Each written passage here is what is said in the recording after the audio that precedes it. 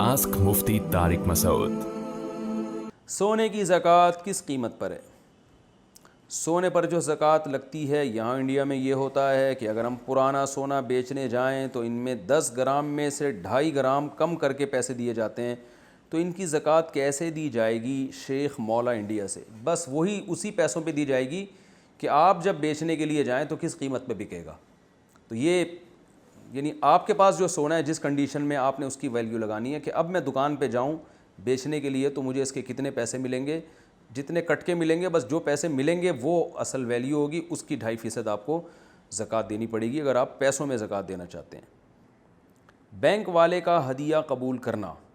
एक बुज़ुर्ग तहज्जुद भी पढ़ते हैं, नमाज भी पढ़ते हैं, वो बैंक में काम करते हैं, इनका पैसा लेने देने का काम है, इनका पैसे लेने देने का काम है। अगर वो कभी मुझे हदिया देते हैं या खाने पीने का सामान लाकर देते हैं तो क्या इन चीज़ों का इस्तेमाल करना चाहिए या नहीं? मोहम्मद मशकूर, बिहार, इंडिया। मोहम्मद मशकूर भाई, अगर ये सूदी बैंक में जॉब कर रहे हैं और काम भी इनका सूद से रिलेटेड है, सूद लिखना, सूदी एग्रीमेंट का लिखना पढ़ना, इस किस्म का काम है।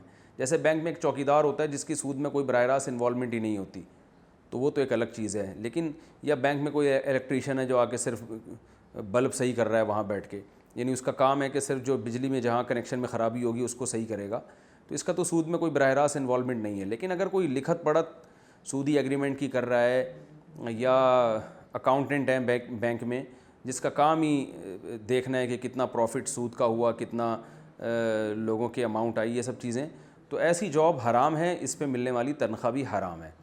तो लिहाजा ऐसे शख्स का आप हदिया भी कबूल ना करें। अगर कर लिया है तो उतने पैसे आप सदका करके वो हदिया इस्तेमाल कर सकते हैं।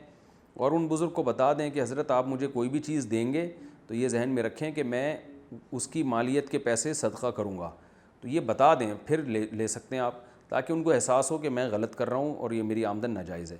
तो ये बताए बगैर आप अगर लेंगे तो वो चीज़ आपके लिए ये अमल जायज़ नहीं होगा, क्योंकि हराम में मुआवनत हो रही है दूसरे के साथ। और अगर सदका नहीं करते तो उसका खाना भी हराम है आपके लिए। आस्क मुफ्ती तारिक मसूद।